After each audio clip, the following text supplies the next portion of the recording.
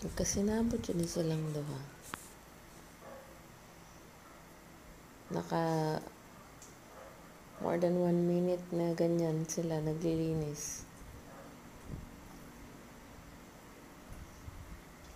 Hindi rin naman nakapagtataka kasi maliit pa lang to si Baboy.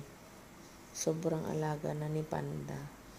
Hanggang sa paglaki nila, ganun pa rin ang gawain ni Panda sa kanya.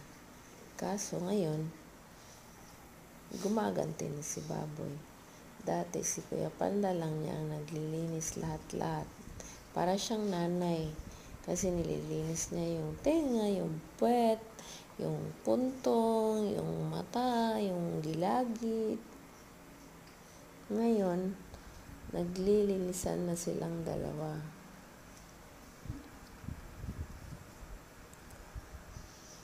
Ay, hindi yan madalas nilang ginagawa, pero usually after nilang kumain.